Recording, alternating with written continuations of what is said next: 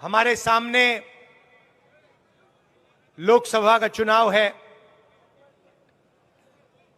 और दो विचारधाराओं की लड़ाई चल रही है।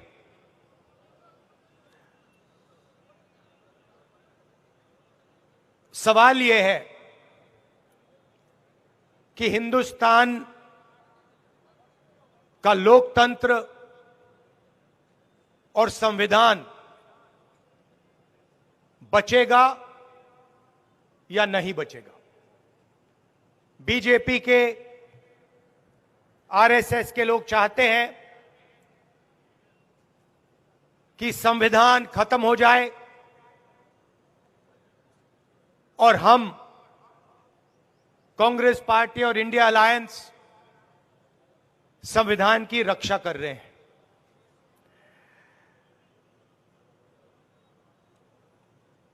जो भी हमें आजादी के बाद मिला, चाहे शिक्षा, स्वास्थ्य, डेवलपमेंट, पानी, जो भी हिंदुस्तान की गरीब जनता को मिला है, उसका कारण, उसकी नींव संविधान है, कॉन्स्टिट्यूशन है। और आज पहली बार बीजेपी के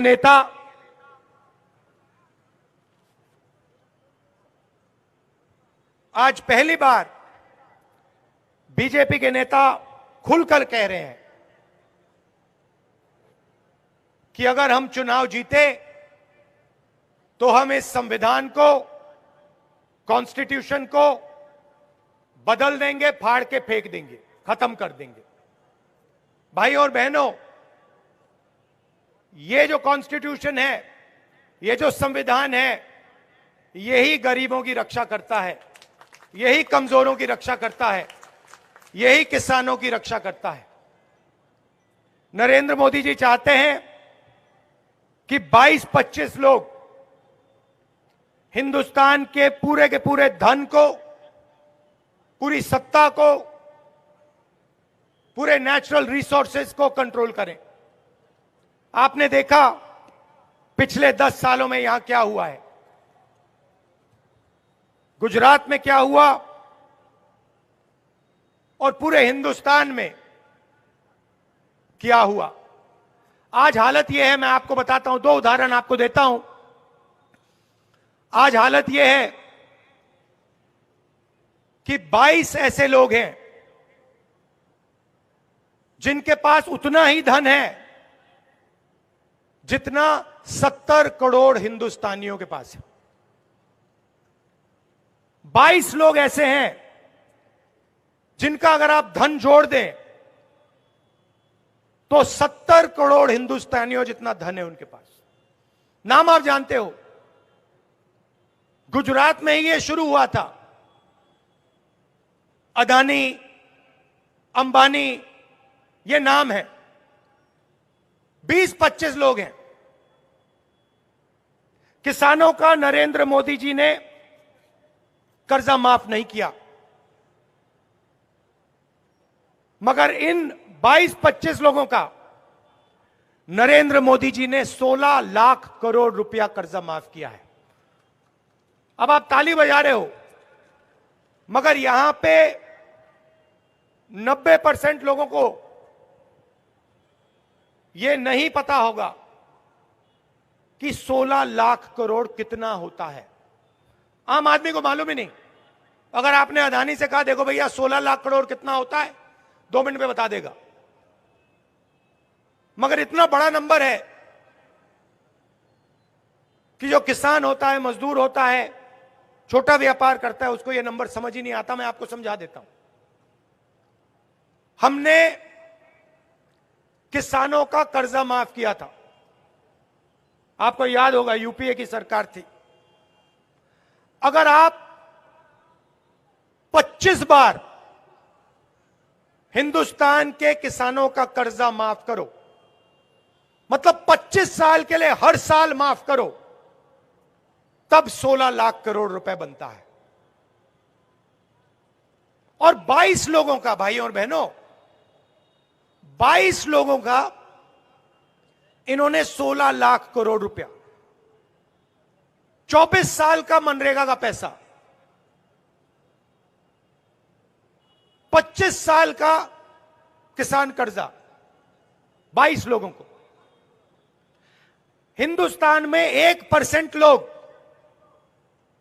40% धन कंट्रोल करते हैं। यह सच्चाई है देश की। और फिर नरेंद्र मोदी जी, बीजेपी के लोग कहते हैं हम आरक्षण को खत्म कर देंगे। जहां भी कमजोर लोगों को थोड़ा सा फायदा मिलता है, किसानों को थोड़ा सा फायदा मिलता है, मजदूरों को, छोटे व्यापारियों को थोड़ा सा फायदा मिलता है, वहां ये लोग, उनका ध्यान चला जाता है, उसको बंद करने की कोशिश करते हैं।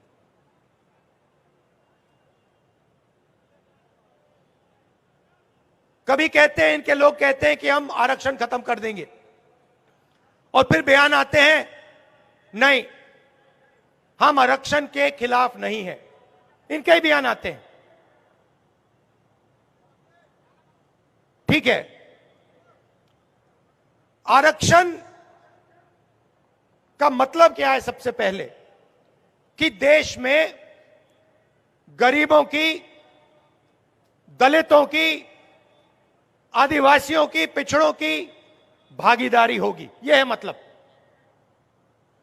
कि देश में जो सत्ता है, जो धन है, उसे न्याय के साथ, बिना अन्याय बांटा जाएगा। रिजर्वेशन का यह मतलब है। रिजर्वेशन को खत्म करने का तरीका प्राइवेटाइजेशन, रिजर्वेशन को खत्म करने का तरीका अग्निवीर। ये हमारे मीडिया के मित्र हैं। हिंदुस्तान में सबसे बड़े मुद्दे कौन से हैं? बेरोजगारी, महंगाई, भागीदारी, यही है ना मुद्दे।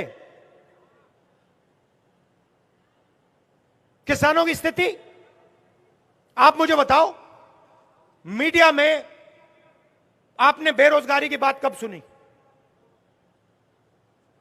कभी टीवी पर आपने देखा? नहीं।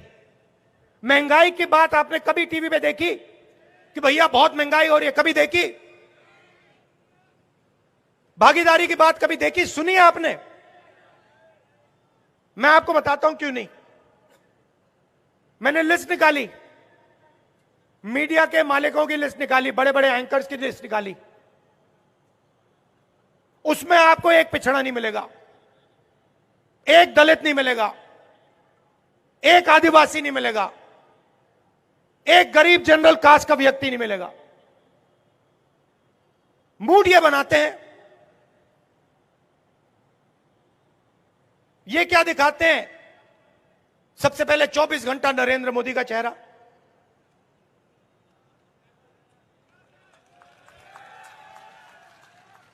आप देख लो, या नरेंद्र मोदी जी का चेहरा दिखेगा, या फिर इन अरबपतियों की शादियां दिखेंगी, या फिर बॉलीवुड स्टार्स दिखेंगे, मगर आपको किसान कभी नहीं दिख सकता।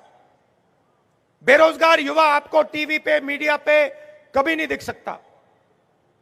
मगर यह देश की सच्चाई है। छोटे व्यापारियों को खत्म कर दिया, स्मॉल मीडियम बिजनेस को खत्म कर दिया, नोटबंदी की, गलत जीएसटी लागू की। आज सच्चाई है कि इस देश में युवाओं को रोजगार नहीं मिल सकता। 45 साल से सबसे ज्यादा बेरोजगारी हिंदुस्तान में आज है, यह सच्चाई है। मगर यह मीडिया में आपको कभी नहीं दिख सकती। ठीक है, तो मीडिया में आपकी भागीदारी नहीं है तो कहां है? आपकी आबादी 90% है, 15% देश में दलित हैं। कम से कम 50% पिछड़ा वर्ग है, 8% आदिवासी हैं, 5% गरीब जनरल कास्ट के लोग हैं। हिंदुस्तान की 200 सबसे बड़ी कंपनियों की लिस्ट निकालिए, उनकी सीनियर मैनेजमेंट की लिस्ट निकालिए, वही है अदानी, अंबानी, टाटा, बिरला, यही हैं। और मुझे दिखा दो इन कंपनियों में 200 नाम हैं, इनके मालिकों में मुझे एक पिछड़ा नाम दिखा दो, एक दलित नाम दिखा दो, एक आदिवासी दिखा दो, एक गरीब जनरल कास्ट का दिखा दो। नहीं मिल सकता, है ही नहीं। हिंदुस्तान का 90% पॉपुलेशन ना आपको मीडिया में मिलेगा, ना आपको कॉर्पोरेट इंडिया में मिलेगा। प्राइवेट यूनिवर्सिटी कॉलेजेस के मालिक निकालो, उधर आपको एक पिछड़ा नहीं मिलेगा, एक दलित नहीं मिलेगा, एक आदिवासी नहीं मिलेगा, एक गरीब जनरल कास्ट का नहीं मिलेगा।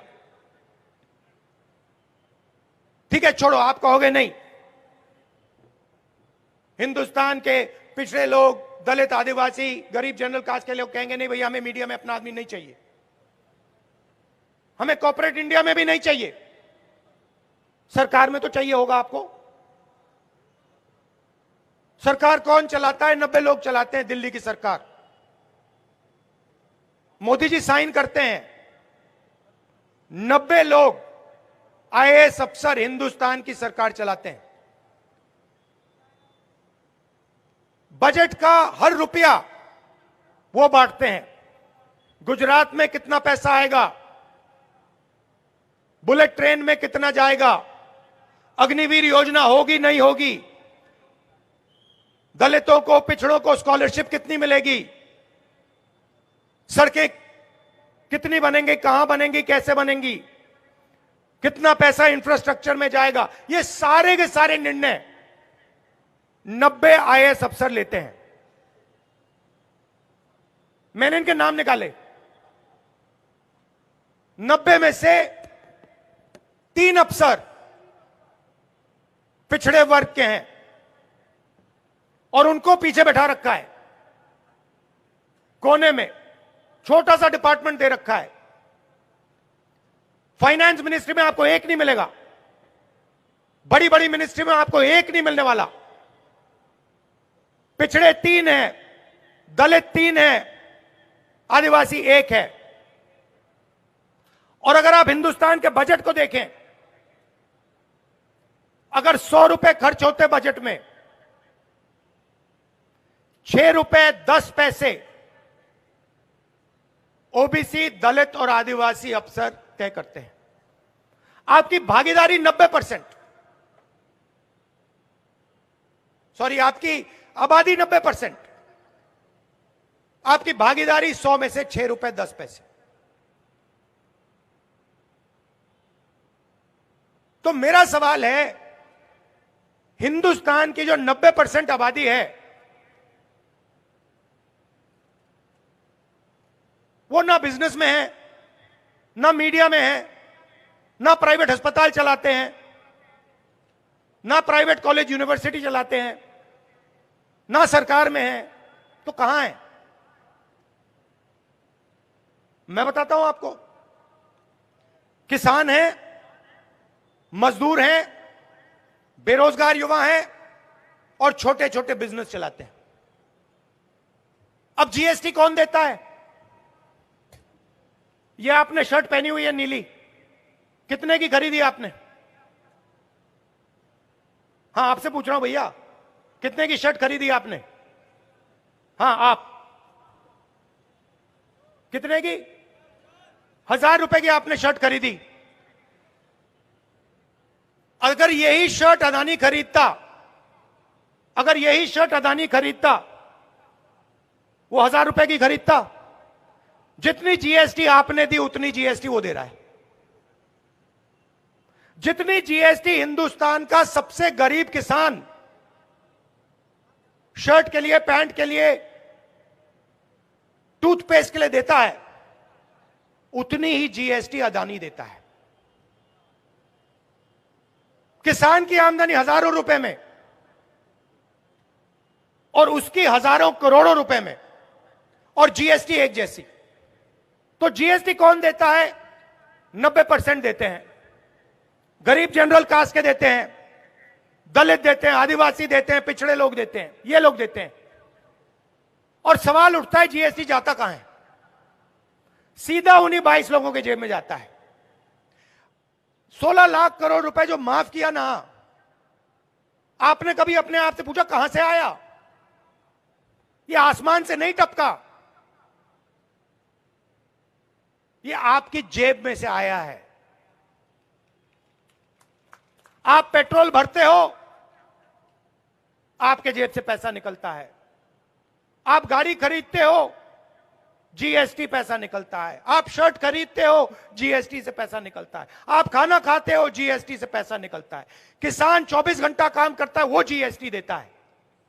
तो मेरा आपसे सवाल है, अगर हिंदुस्तान के 20-25 अरबपतियों का कर्जा माफ हो सकता है, तो किसान का क्यों नहीं हो रहा?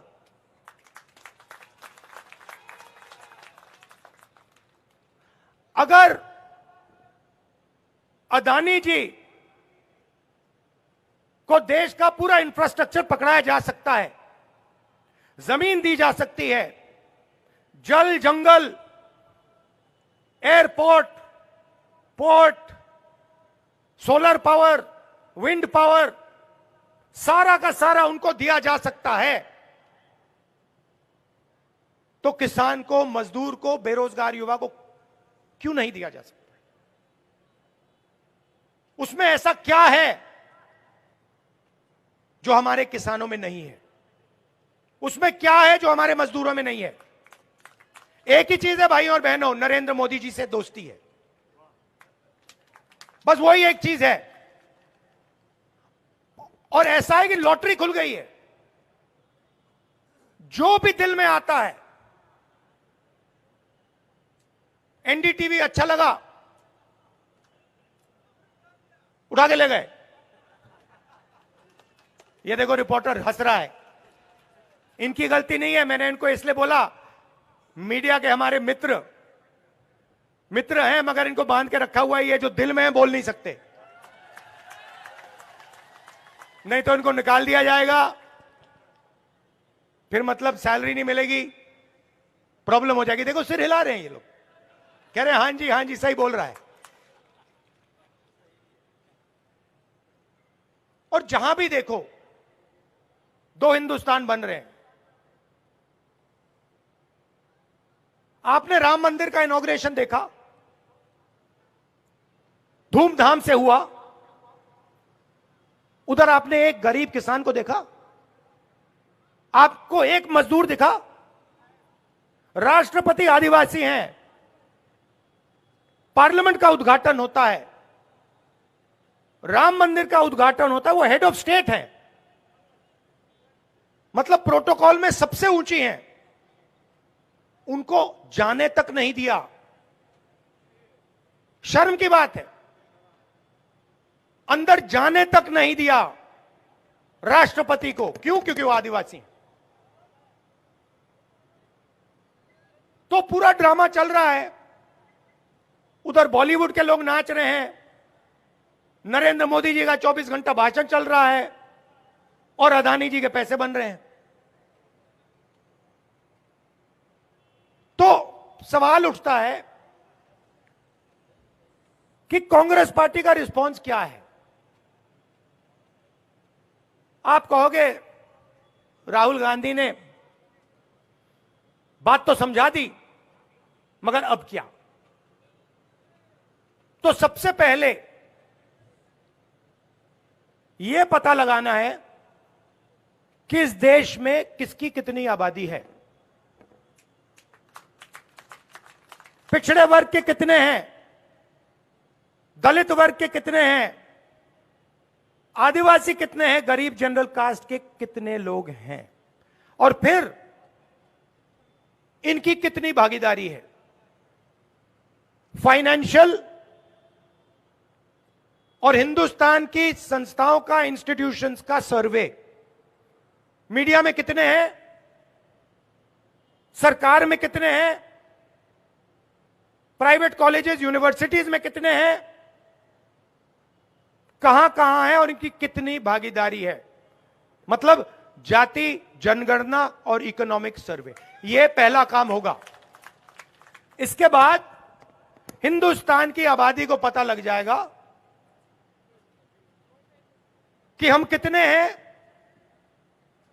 और हमारे हाथ कितना धन आ रहा है और कौन सी संस्थाओं में हमारे लोग हैं। ये जो मैंने आपको 50% बात बोली पिछड़ों की, ये अंदाजा है,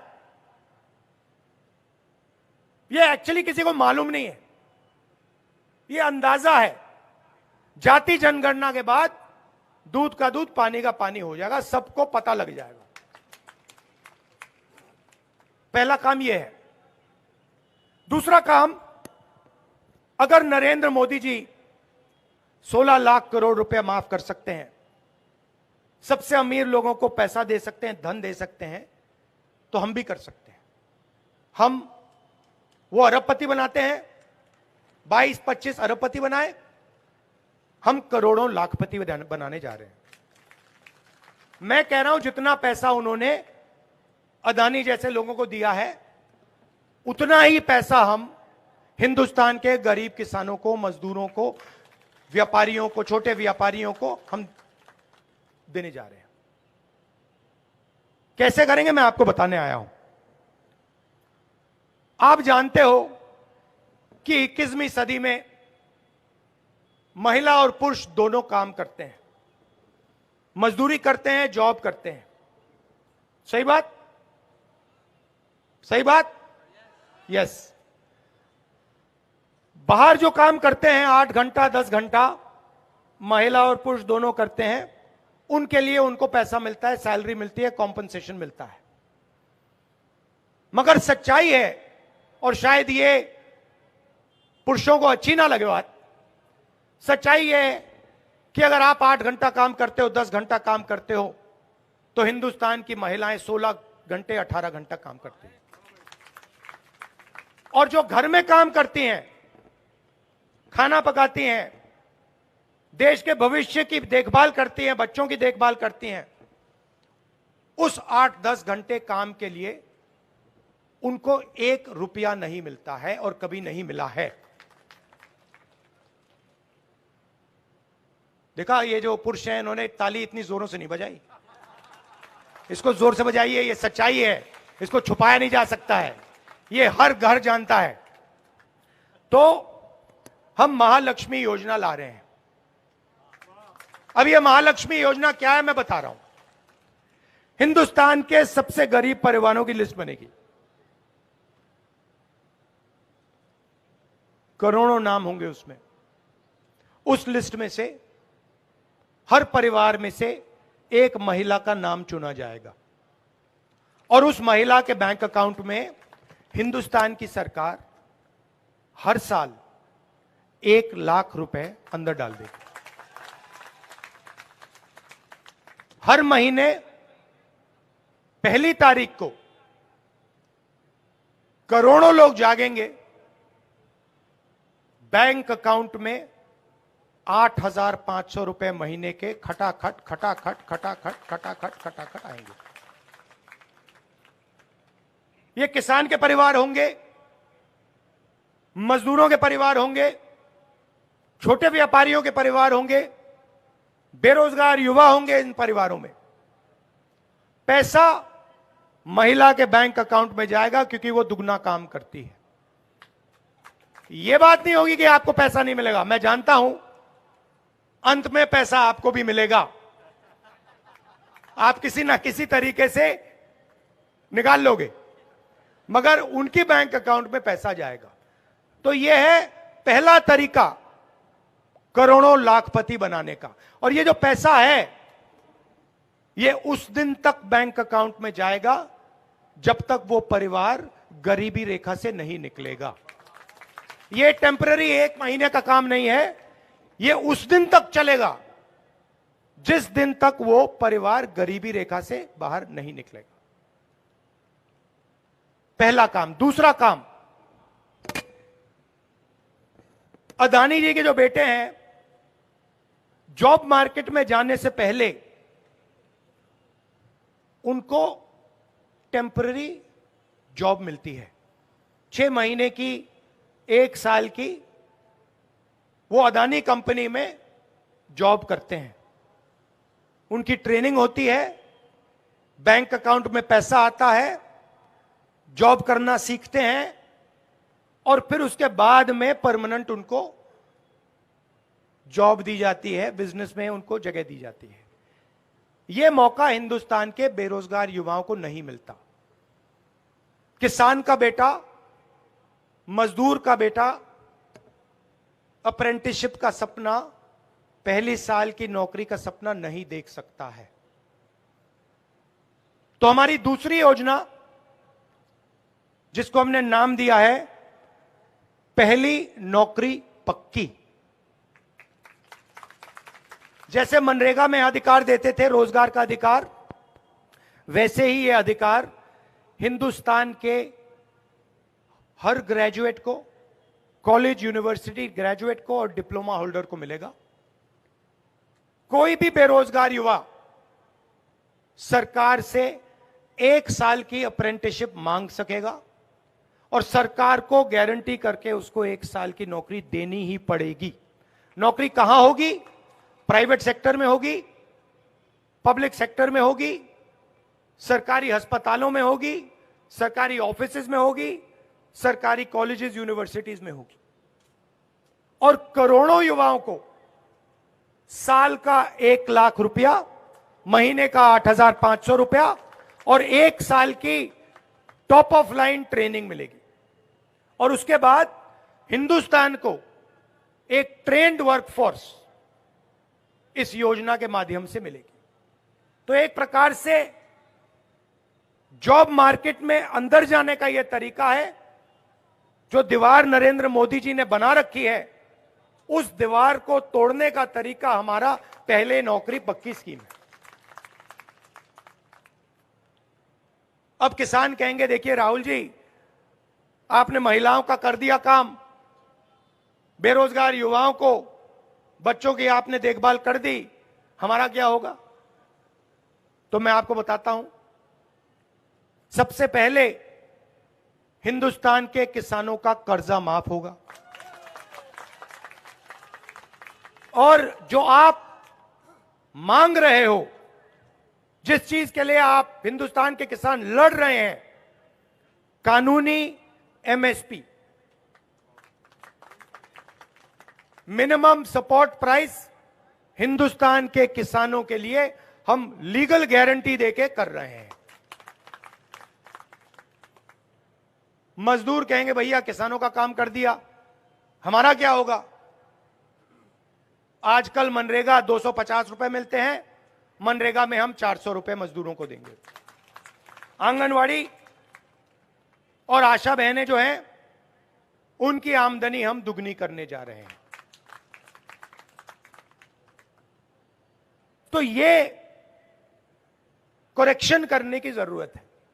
जो नरेंद्र मोदी जी ने पिछले 10 साल किया, चुने हुए लोगों को फायदा पहुंचाया, मदद करी, पूरा धन उन्हीं लोगों को दे दिया। इसको करेक्ट करने के लिए कांग्रेस पार्टी और इंडिया गठबंधन हिंदुस्तान के गरीब लोगों को सीधा बैंक अकाउंट में पैसा देने जा रही है। 2-3 चीज मैं आपसे और कहना चाहता हूं। देखिए, हिंदुस्तान का युवा जब सेना में जाता है, देशभक्ति की भावना से जाता है, बॉर्डर पे खड़ा होता है, देश की रक्षा करता है और जान भी देने के लिए तैयार होता है। मुझे लगता है और कांग्रेस पार्टी के नेताओं को लगता है कि अग्निवीर योजना हमारे जवानों पर अपमान है।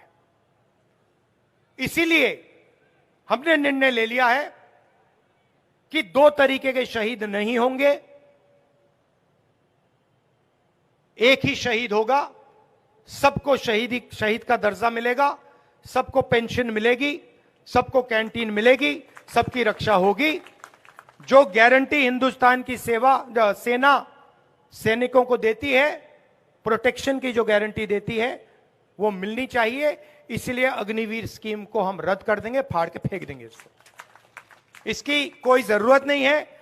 आर्मी ने यह स्कीम नहीं मांगी। यह स्कीम नरेंद्र मोदी जी के ऑफिस से आई है, पीएम ऑफिस से आई है, और यह स्कीम से देश का नुकसान हो रहा है, इसलिए इस स्कीम को हम रद्द कर देंगे। आखिरी बात, अगर देश में रोजगार पैदा करना है तो 2-3 चीजें करनी होंगी। सबसे पहले जो हमारे छोटे व्यापारी हैं, स्मॉल और मीडियम बिजनेस हैं, छोटी फैक्ट्रियां चलाते हैं, टेक्सटाइल का बिजनेस करते हैं, डायमंड हीरे का बिजनेस करते हैं, इनकी रक्षा करनी होगी और बैंक के दरवाजे इनके लिए खोलने होंगे।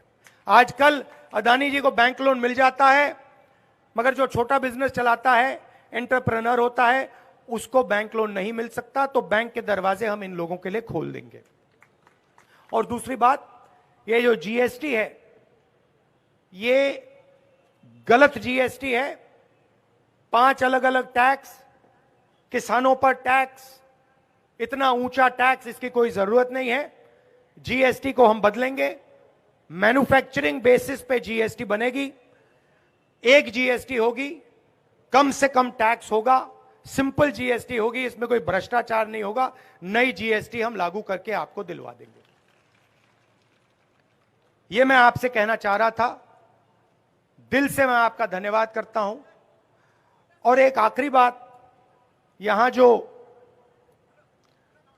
भावनगर के जो महाराजा थे,